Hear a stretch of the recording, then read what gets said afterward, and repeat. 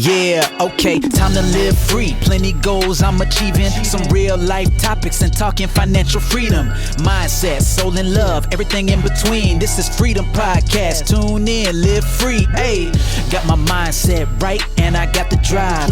Planning one day, no more job, no more 9 to 5. Love, money, mind. Love, money, mind. This is Freedom. Tune in, cause it's going down. Woo!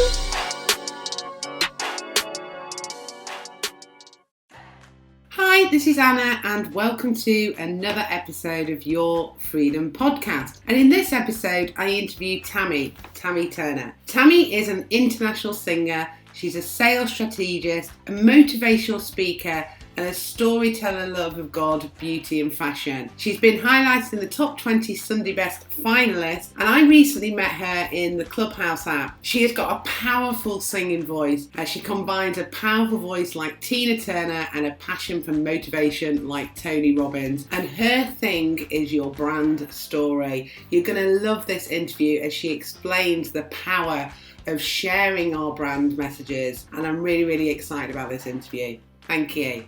Hi Tammy, thank you ever so much for sparing the time to come on my show. It's great to have you here. It is my absolute pleasure, my love. Thank you so much for inviting me. I mean, we connected not that long ago actually in the Clubhouse app. I've seemed to have connected with lots of lovely people recently on the app. And we were in one of the rooms and it was just great I just felt there was a synergy there when we were talking about kind of both our businesses that we're building online. So the Freedom Podcast, we have 3 pillars. We have freedom in love, which is around self-care and the love we give out into the world and looking after us. Freedom in money, which is all around financial freedom. Okay. And then freedom in mind, which in a way encompasses it all. Mindset is huge, really. And the reason I have those 3 pillars are those are the 3 things that I believe have given me equilibrium in my life.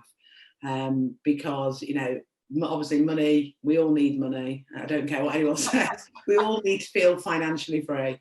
And self-care, I think, especially as entrepreneurs, we neglect ourselves, and it's important to, you know, have that balance, or what is balance, I suppose. Yes. And then mindset, having a strong mindset to be able to get through whatever life throws our way. So those are our 3 pillars. And I know you have got, you've got a really exciting story from what I've read. And hearing you in the Clubhouse, I know that you're going to share some really cool stuff today, but I know that you were, or maybe still are, a singer actress. So I want to hear more about that.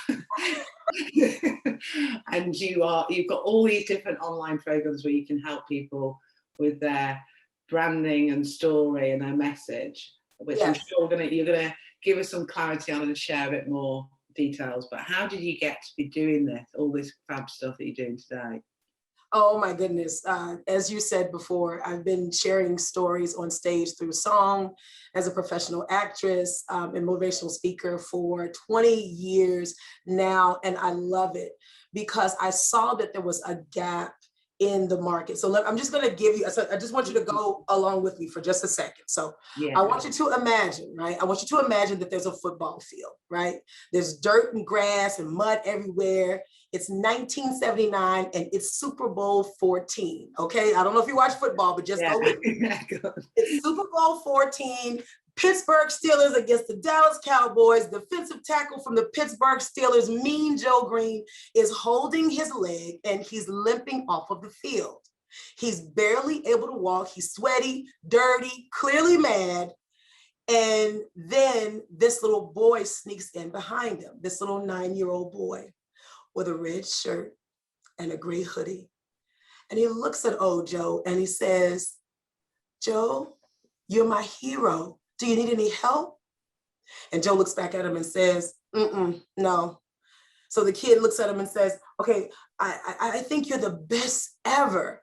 So after this game, Joe's like looking at him like, yeah, sure. All right. So he's still grimacing. He's limping. He's walking away from the kid. And then the kid says, "Hey, Joe, do you want my Coca-Cola? It's okay. You can have it." And Joe says, nah, I couldn't. And then the kid, says, "It's okay, you can have it." And all of a sudden, the grimace drops from Joe's face, right? He smiles, he takes a Coke and he drinks it. While the music plays, have a Coke and a smile, right? So meanwhile, the boy, the little boy, he kind of sighs, Joe walks away, the little boy sighs, his head is kind of down, little boy's head is down. And then Mean Joe Green finishes the Coke, smiles, calls out the kid's name, and throws him the official Joe Green jersey. Now the kid is smiling and he screams out, "Thanks, Mean Joe." so here's the thing. Somebody is thinking, Tammy, what in the world does that have to do with why we're on here today, right? And here is what it is, because you can ask yourself that same question. Think about any commercial that you've seen, especially you're in e-commerce, you're the Amazon queen. So again, these are the placement of products, right? So I asked myself that same question. And then I stopped looking with these eyes, just kind of looking at the commercial, and I started seeing the genius behind it. And I started realizing, wow, there is a powerful message in this for all of us, especially as entrepreneurs and consultants and coaches. See, Coca-Cola, one of the biggest names ever, they realized that they had a small amount of time to connect with their prospects, right? So that they could sift through to figure out who is my ideal client. They realized they only got a little amount of time in order to create a what? An emotional connection. They realized they had a short amount of time to pique someone's curiosity, to pique the curiosity of those who may not know about their product yet, or who they wanted to get up and go to the store, down to the grocery store and get their product. They realized they had a short amount of time to get someone to say, what is this product? And yep, they could have used that time saying how, the cans were only 16 ounces and they had this beautiful red coloring with raised white lettering on it, and how it can give you some energy, and how tasty it was and yummy, and where they harvested the sugar. They could have listed all of the stores that Coca-Cola is in, all the different countries, all the different flavors. But they realized that way more effective than giving people a whole bunch of information, a whole bunch of what we know, is to simply find a way to tie their product to the feelings of this history-making moment. Yeah. Is that, do you understand what I'm saying? It's the emotion and the keeping you engaged to watch what's going to happen next, isn't it? And it always gets you in an emotive way. Us Brits are always waiting for the Christmas advert over here that all the supermarkets are doing, because they always get you like, people are crying over them, Yes. Always a really emotive advert. And you think you're waiting, is that Aldi or is that Tesco's or the Walmart equivalent that we have? Yeah. It makes you feel good and you remember it. Story, isn't it? It's the little story that gets you in the heart, but keeps you engaged. And it has that longer impact on you. Mm-hmm. And why is it that longer impact? Because it's an emotional connection, impact, right? See, Coca-Cola and I don't know, what are some of these, Red Bull and all of these other amazing companies, they realize it way more effective than just giving people a whole bunch of information. It's to simply find a way to tie their product to a powerful, unique story. Yeah. So what if, Amazon queen, what if the next time you had an opportunity to speak to a prospect or speaking to someone on Clubhouse, and you've already attested to this in our conversations earlier, what about if the next time you had a chance to talk to them about what you do and about how you do it? The next time you had a chance to talk to them about how powerful it is to understand how e-commerce works, and how you can use Amazon as a way to build income for you and your family, instead of what a lot of entrepreneurs and consultants and direct sales people and network marketers, instead of doing what they do, which is tidal waving. That's what I call it. Some people call it fire hosing. Do you know what fire hosing or tidal waving is? I think so. Okay. Meaning like just going gun blazing. We call it gun blazing. amazing, right? So I always use this example. I say, let's say someone came to you and said, listen, I'd like to learn how to swim. You know, I'm looking out there in the ocean and the water looks really inviting. I'd like to learn how to swim. So instead of you leading them slowly into the water, you're the expert, right? You start taking their hand and you start pulling them into the deepest part of the water. And then you take them up to a cliff and you tell them, look, just go ahead and jump in. Just jump in and I'll jump in after you, and the waves are beating them in the face and they're underwater and they're feeling like they're drowning. Does anybody like to feel like they're drowning? No, nobody wants to feel like that. But often that is what we do when we meet a prospect or we're right in front of our ideal client. We get so nervous about everything it is that we do and all the information that's in our head about everything that we've learned, that instead of creating a connection and just piquing their interest and building trust, you bombard them with information, just like you alluded to earlier. Yeah. I think that's usually like we were talking about when we were pitching in the clubhouse, and there's a bit of pressure on there, isn't there? I think once you've got used to, I suppose it just depends on your experience, and once you get used to kind of having initial calls with people who could be potential clients, again, you learn by mistakes, don't you? But you also have a process that you take them down. But yeah, I totally get you, because it's similar to me with the whole Amazon thing, because I started selling on Amazon since 2013 and I've always focused on brands.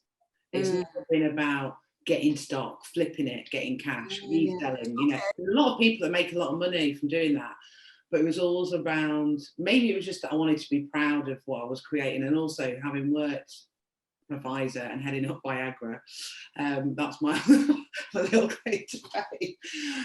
That was a real story. We had Pele, the football player, that did a whole advertising campaign with that. So I think because I'd come from that branding, my experience, that I did a range of supplements on Amazon initially that was all around the mum market. So it was a prenatal vitamin, and then it was like skin hair, there was all the sequence, and it was all about creating a community off Amazon and building an e-commerce store off Amazon, so that and what's great is Amazon are going that way now. They're trying to actually remove all the unbranded products and all the kind of Chinese. Wow. They're really trying to get you trademark. They're really trying to give you all these extra things. So it's quite, I like the journey that Amazon has kind of gone on with me in a way. Because I've always been focused when I've helped people.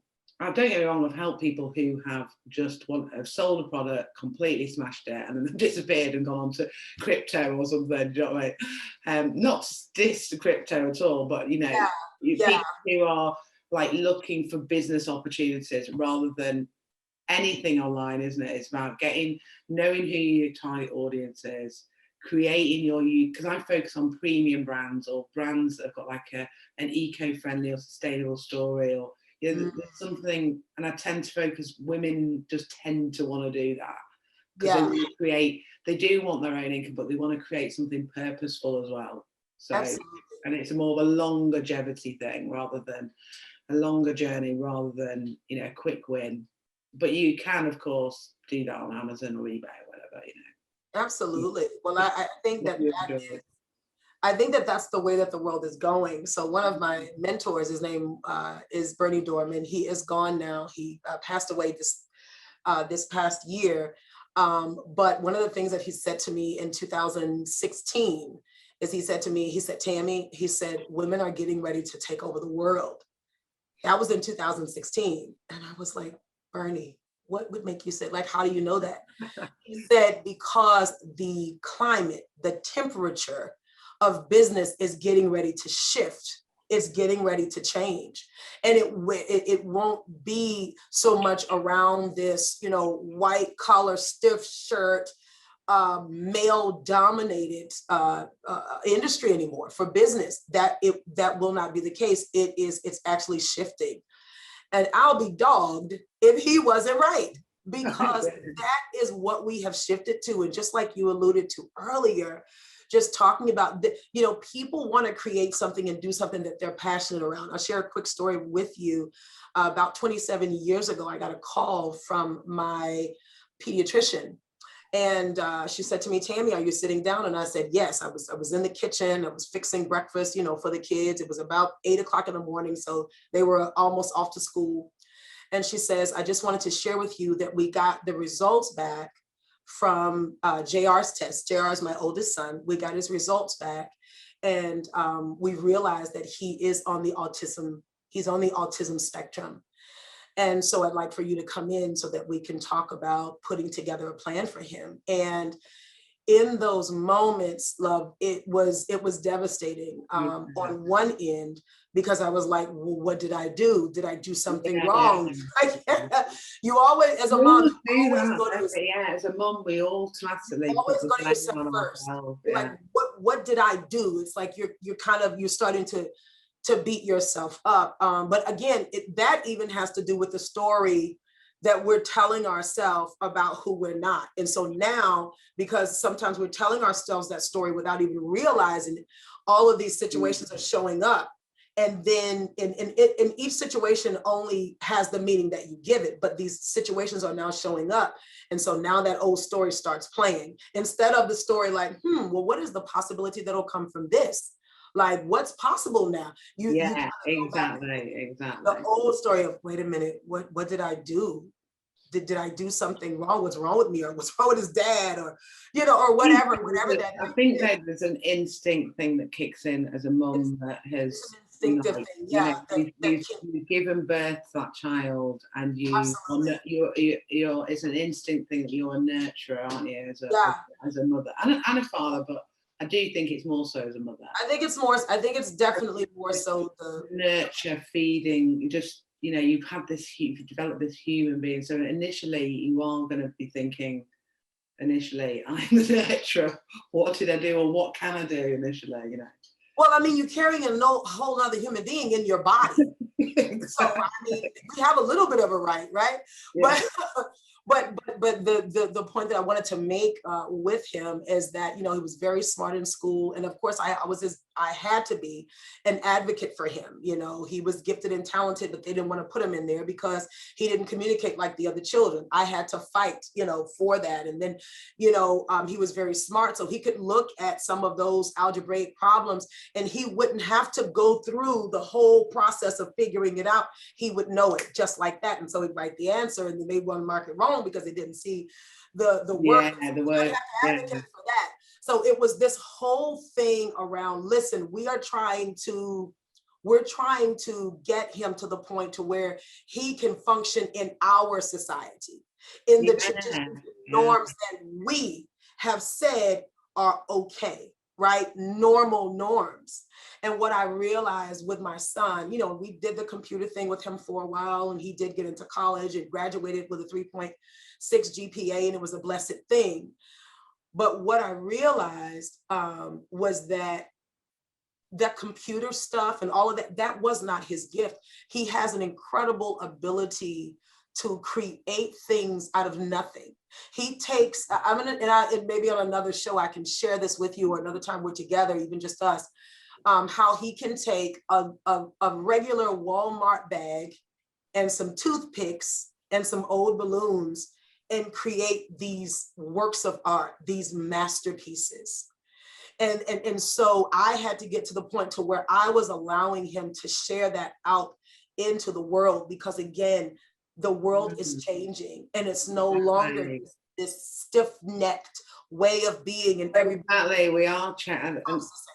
Yeah, we are changing, which I think is really good, because I could relate to a lot of things that you were saying there. Just having my two boys and stuff, and just different things, just different. And also, what is really interesting is I work with a lady, a mum from Holland, near Amsterdam, actually, I think she's from, on creating a brand online, and it all came from her autistic son, who she used to find at 3 a.m. drawing, like these obsessive drawings, like these designs, and now they've created wallpaper from it, and also like a tea, you know, like a porcelain teacup that's got a tea strainer in it, because I love mint tea. I'm Yes, obsessed with yes. mint tea. So do I. I love it. ordered one. I got one straight away. One, I wanted to support her as well, and she had all that made in China actually. But I helped her, and she didn't have the funding, so she did a Kickstarter campaign.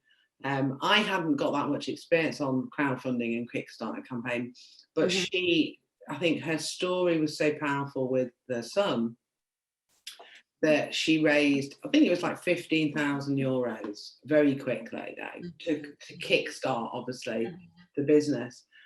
So yeah, I'll have to share some of that with you. I would love, please do that. You would really like that. I could connect you with her or something as well. Yeah, and because what he creates is massive, and honestly, I don't think I'm equipped to even know exactly what to do next. So yeah, if we could, yeah, definitely. She got on the local news in Holland. Wow. And got like I don't know if it was the president or the local MP. She got all these important people in her area. Very good for her. To help launch this thing, and she's doing workshops for other kids. And I don't know if it's just autistic kids, but she's trying to educate kids now and doing all this stuff, because her husband was away. I don't know if he worked in the Navy, or there was something that his job was away, and she wanted to build this for her family. Wow. So that he could be at home more, basically. So yeah, it's a really powerful story that comes from that. And so when you were sharing that about your son creating and making, I was thinking, oh my God, this is that. And it could be created in something. So, and I think people listening to this episode, there will be mums and there will be people who can relate to having, being given that diagnosis of your child and go through that experience. How did you, after your initial blame of yourself or questioning yourself, is there anything that you would share? Because I always think if someone's currently going through that now and it's really raw, how would you, any advice that you would give them? Well, absolutely. I've done that for many years as well. The church would actually call me and go, Tammy, can you talk to a mom, who right now feels like it's the end of the world? And, my perspective, my whole heart around this has changed. And I really want people to grab a hold of what you said earlier about even that mom in particular that you were talking to, the mom of this other autistic child, how it all started with her opening up with her story. When they call me, that is what I open with. But not only do I open that way, but I share with them that this really, honestly, beautiful one, this has been a wonderful adventure for me. My son has the best heart, the most beautiful heart that of anyone that I know. He really does. He cares for people genuinely. And this has also taught me a lot about not really caring about what other people think. So let me share with you just a quick offer that somebody gave me. There's a lady, she's like, I guess she might be like an interpreter or guidance or some kind of what do you call these people who speak? They're like, they kind of speak into your life, not a psychic or anything, but I know what you mean. Yeah. Does that kind of work, right? Where she works a lot with spirit and with heart. And one of the things that she said that, we come here and what we do is we fall into the way of the world. So we're looking at the way that, that person does it. Okay, they walk like this. Okay, that's acceptable. Okay, they dress like this. Okay, that's acceptable. Okay, if I want to live a high style life, then I have to do like this person because that's acceptable. So we come here and we're looking for that guidance so that we can fit in or figure out where we're supposed to fit in. So she asked this question. She said, what about if when someone comes here autistic, or maybe with what we perceive as a disability, which often is not a disability, when they come here, they want to experience the highest form of freedom. So let me share with you a story around that. My son said to me, I said, one day he was going outside and I said, darling, I said, why don't you just wear the other pair of pants that you have? Because those look a little short. And what in the world are people going to say when you're walking around? And he said, Mom, I don't really care what people think about me in that way. He said, when I was in school, I would be at the lunch table eating my lunch, and I would see the other kids at the other table laughing at me or talking about me or saying things about me. But I really couldn't help that, Mom. And I don't mind what they say. I know who I am. Yeah. I wear this because this is what makes me comfortable. Mom, I build these things because I see I feel like God gives me these things to build, or this way of being. So quite honestly, they are able to experience a freedom Exactly. that we are often not able to experience because we still live in this physical world and we're so cognizant of everything that is going on around us at all times. Even in our freedoms, we're still. I also think it's like a lot of kids, it's us as well, isn't it? This whole fitting in to because I've had it with my son with being a single parent and him always, he went through a bit of a sort of challenging time where he was saying, Mum, I just want to be normal. Because he doesn't see his dad anymore, which is not something that I wanted to happen. Yeah. And so he's like, I just want to be normal. He was trying to get me to get into a relationship because he wanted a stepdad, which I was like, bloody hell, I wasn't even expecting this one. I was like, I just want to be on my own. That wasn't on the order form at Amazon, was it? Was it on the order form? Like, let me see. I knew it was to tick this box because he wanted, it's that fitting in with what people, and he kept saying, I want to be normal. And we had this massive long conversation. I said, look, I listed all these different friends of his, and I said, what is normal? There is no normal. This normal is an imaginary thing that everybody is trying to be, but it doesn't actually exist. And I gave an example. One of his friends said, if you went in their house when no one was there, you would see that it's not normal. If you went into everybody has their own uniqueness. Do you know what I mean? Because on top of it as well, my children are mixed race or blended, whichever phrase you use.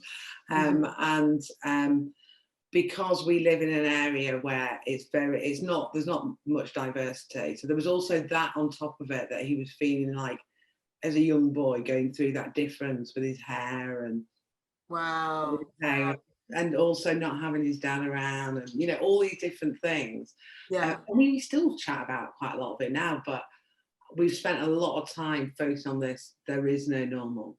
We are all different, and that's the beautiful thing about life. Yes. And finding something to celebrate too. I think that's one of the main things. That was one of the main things. We found a lot of space and opportunities to celebrate, maybe celebrate things about him that, other people would not, admire, because he doesn't really enjoy, so he doesn't really like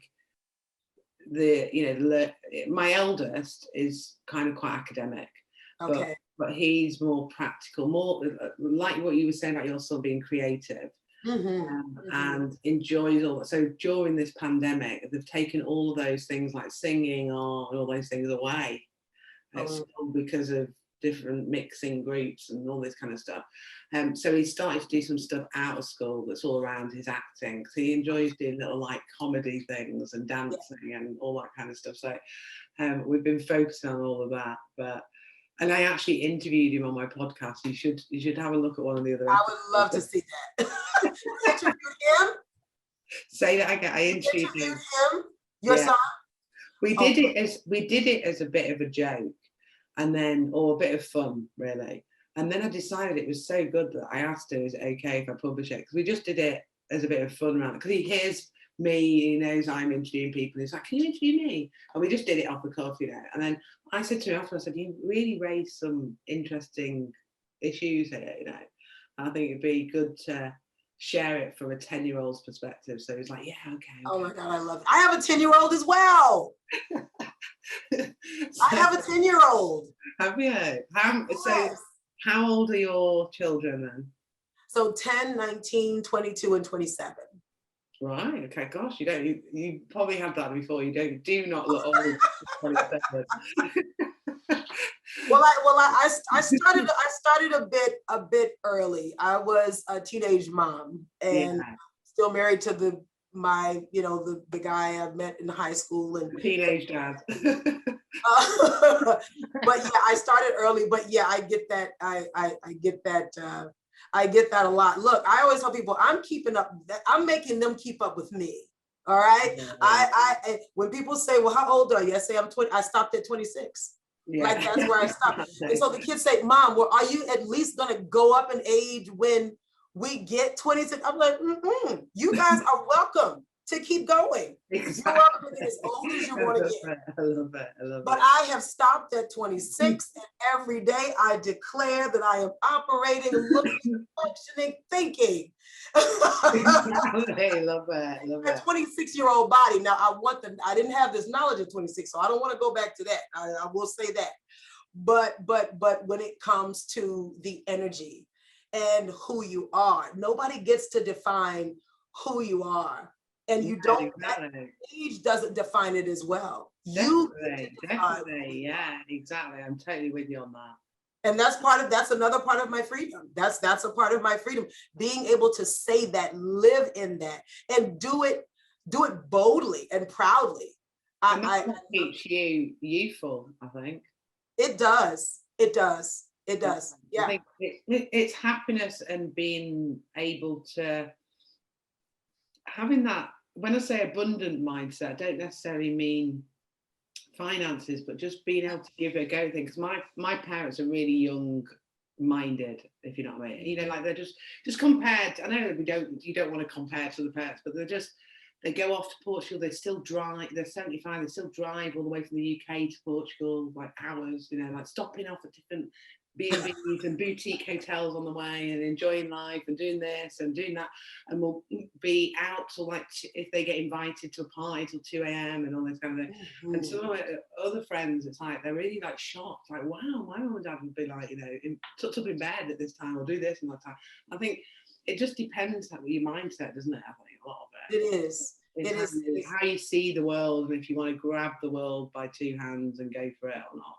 Absolutely. Or whether you want to wallow or kind of look at the worst in everything, or fear. It's that fear, actually, isn't it? It's the insecurity from fear of not being able to do that. Or like we've already said, kind of, oh, I'm that age, so that's not normal to do that. Well, actually, it's your freedom and it's your life, isn't it? It is. It's been great, this interview. One of the things I wanted to ask you, though, is that you were doing all this. Were you a singer and actor who then, how did you get into the motivational and business world? Because I loved your story where you opened up with the whole Coca-Cola ad.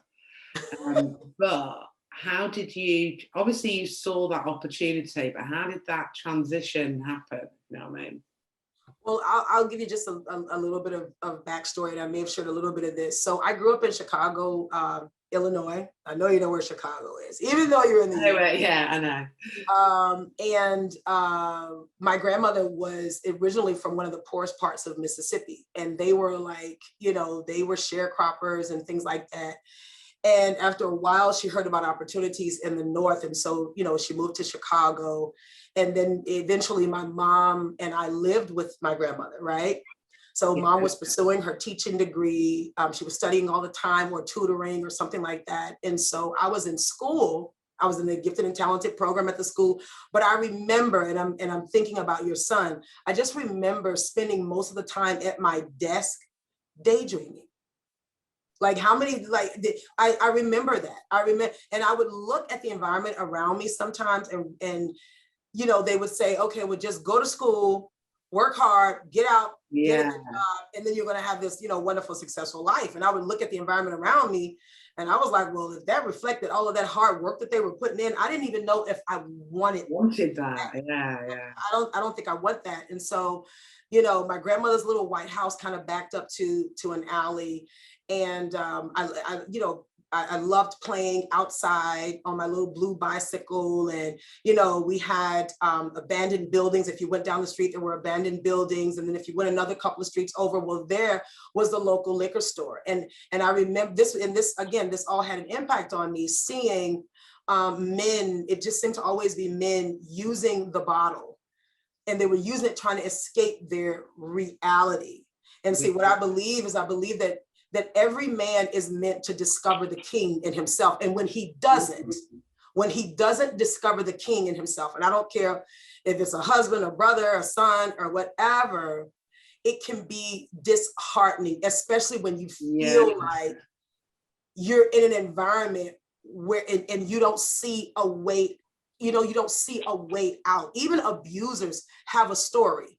Yeah, that's oftentimes that's all they know. They don't know anything else, right? So I was in this environment, and there was a lot of love there, but also I saw the poverty and I saw the struggle. And then you had people who would always say to you, well, who do you think you are? You're no better than I am. Like if I tried to sing outside, or if I tried to do something out of the ordinary, it would be like, well, who do you think you are? You're no better than we are. So again, that story ran in my life. And so my solace, and this is where I get to the being able to express myself this way, my solace was sitting in my grandma's living room, the one with the dark brown couch and the dark brown floor and the brown walls. I don't know why everything was brown. And I'd watch her her television. And I would see people like Diana Ross and Diane Carroll and Sammy Davis Jr. and Barbara Streisand or Judy Garland or something, using their voices. And there was something deep in me that connected with that energy, and I felt it. Right? It made me dream, and my mom was a singer in a choir. And so I decided, that I'm going to go out and I'm going to sing like my mom. And the very first time that I opened my mouth to sing in the church choir, the choir director looked down at me and said, "You have a horrible voice. You need to shut up. You're throwing everybody off." And I was probably about 8 years old. Oh, no. So that's what settled. That's what settled in me. Don't open your mouth. What you have to say is not valuable. What you have to sing is not great. Nobody wants to hear that, and then sometimes when I was watching TV, my uncle would come in and say, "Girl, turn all of that off. You're not going to be all that. You need to get your head in those books." Again, I'm identifying even with your son. There is a connection to that expression that no book can feel. Now, is school important? Absolutely. Yes. Get the good grade, understand what it is that you're learning about. But for a small number of us, and maybe a bigger number than I even think, that's not enough. Exactly. For a small number of us, we're still daydreaming. I could see myself. I have this philosophy. I say to my boys, I say, look, you're better off focusing on what you really enjoy and what you also think you're really good at. Because if you really focus on that, you're going to excel like 20,000 times. Yes. If you really, really focus on what you don't enjoy and what you struggle at. Yes. It might increase its slightly. It's going to just be, and I'll say that's a general in life, but we're going to get the English and maths sorted because they're going to feed into all these things. So I said to my son, I've been like, if you want to be an actor, if you want to be a singer, you need to be able to read your lines. So we need to get the English there. That's going to get you through there, but I also, there's just no point like really trying at something that you don't enjoy or you're not particularly good at, because the growth in there is going to be a struggle. Whereas putting all that energy in what you love is just going to excel. Loads. For him, I would also say just to be in an environment where people are expressing in that way. And even though I wasn't in that environment, there was something about, maybe God did something supernatural with my mind where I just stayed focused on that. And so, one of the things that brought me out, there was always that one person. And for me, it was a teacher. So I'm sitting in my high school. I'll go ahead and forward in the story, but I'm sitting in my high school classroom and I'm doing my homework and I'm like, da da da da da da da. And so I'm working, I'm doing my work. I don't even know I'm doing this. Yeah, yeah. He comes to the room and goes, who is that in here singing? And I go, oh no, ma'am, I'm not singing. I'm just in here finishing up my work, Mrs. Moore. I'm about to leave. And she looks and she's like, no, wait a minute. There's nobody here but you and me. And I know I'm not singing. So it had to be you. And this is what I told her, even in my voice, even though she heard me, I said to her, I said, oh no, ma'am, I can't sing. That's not something I can do. I was really just finishing up and I'm about to sing. And so she stopped me and she said, baby, you have a beautiful voice. You have to learn how to step forward in faith. So I'm reminded of one of my favorite quotes. So a famous author wrote, in life's defining moments, there are always two choices. You either step forward in faith or use faith and power, or you step backward into fear. Yeah. And from that moment, taking Mrs. Moore's hand, I decided that I was gonna step forward in faith.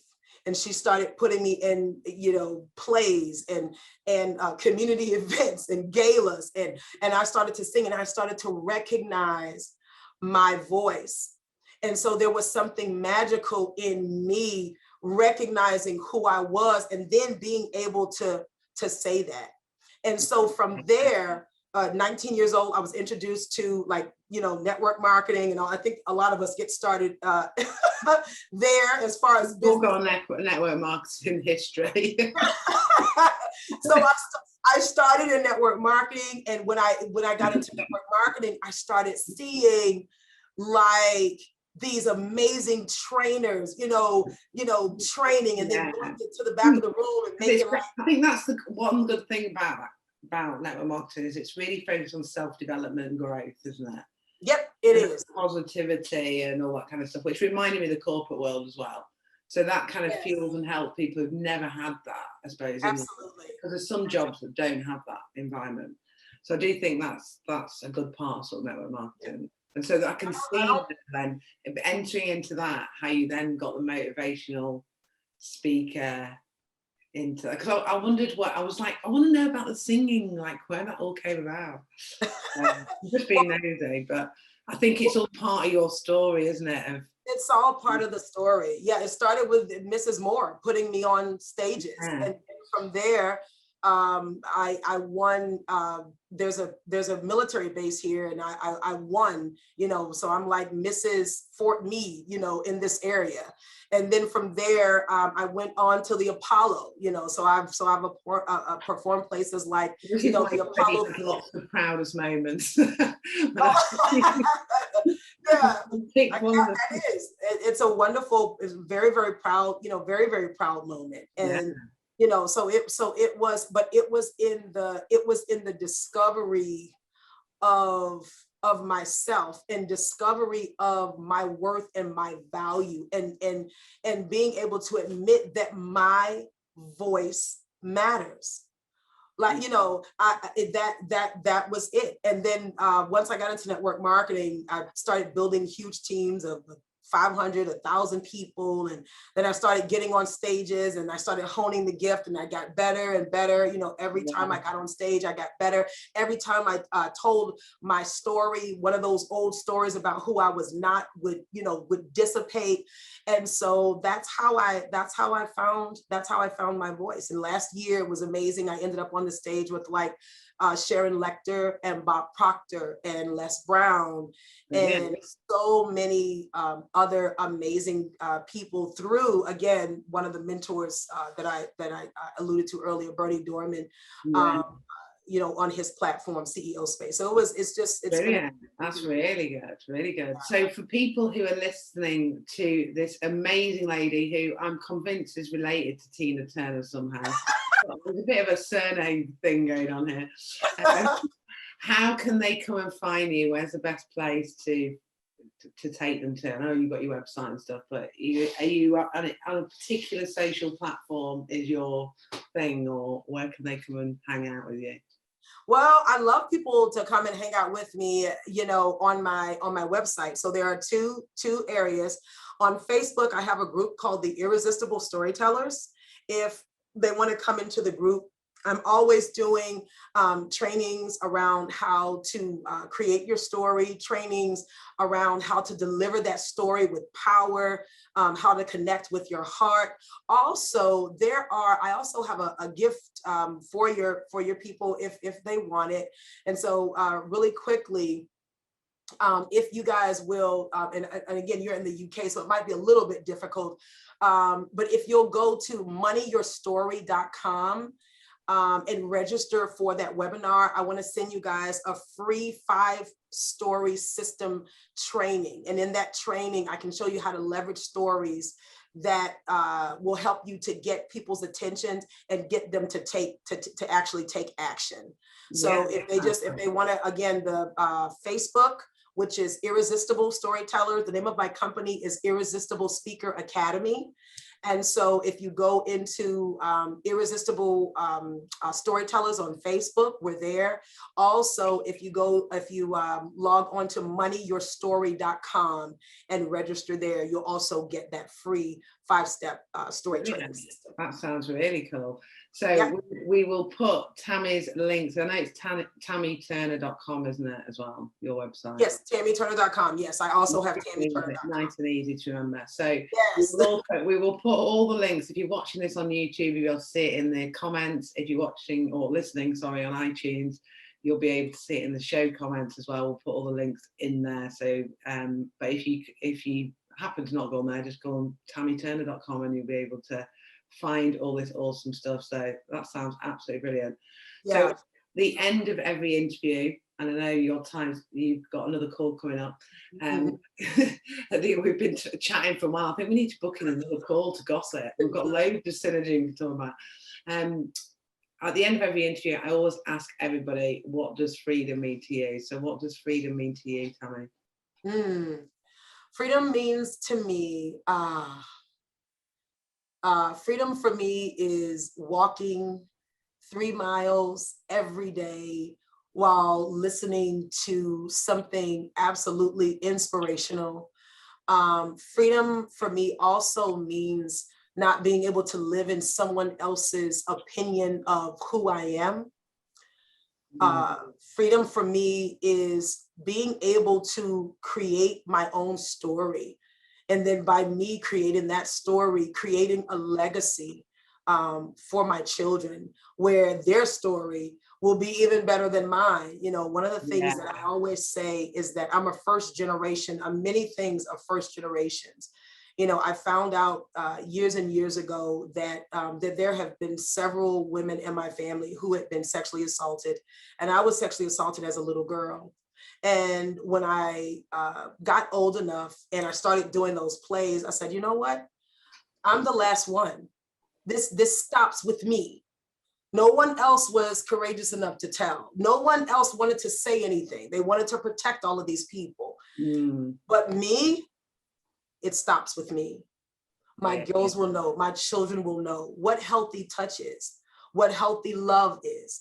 So freedom for me is helping them to walk, even for me, is helping the generation following me to walk into that kind of knowing what they're worth and what they're deserving of.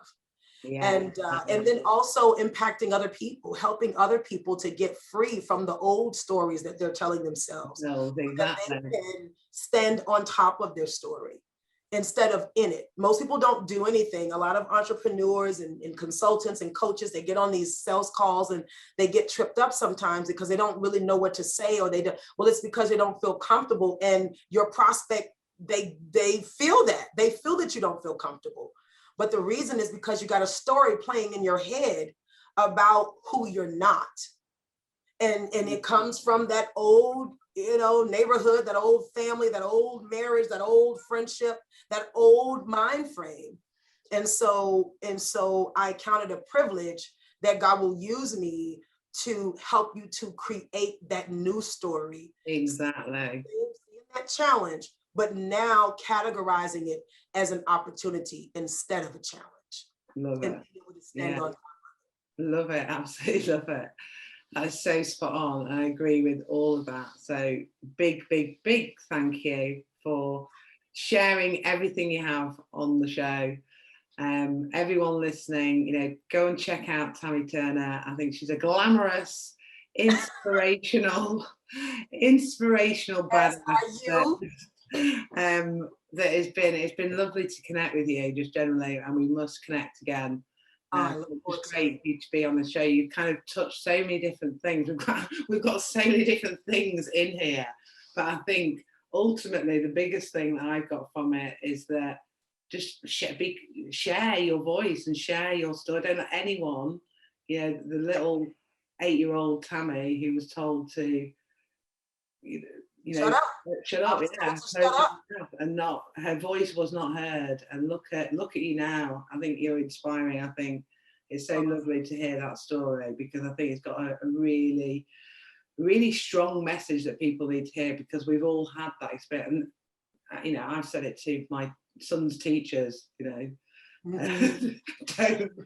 don't be putting your closed mind on them. On my baby, absolutely. Absolutely. It's about being open and free and having the world as your oyster to go for stuff in life. So I think that's a massive, strong message that you've given us. So everybody, go and check out Tammy Turner, and thank you ever so much for giving me your time. And we will connect again soon. It's been my pleasure. I can't wait, my sister. I look forward to it. Thank you. Thanks for listening to another episode of Your Freedom Podcast. And don't forget to subscribe on iTunes and subscribe on my YouTube channel. And if you want to get more freedom in your life, then come and join Your Freedom Project Facebook group, which the link is below in the comments section. And I am giving you a copy of my visualization manifesting book. So manifest more freedom in your life and live the life of your dreams. Hey, thank you for listening. Hope you had a blast. Here to elevate your life. It's the Freedom Podcast. Love, money, mine. Love, money, mine. Wanna see you all win. Wanna see you all shine. Just make sure that you subscribe. Bringing good vibes. Join the Facebook group. Now it's time to change your life.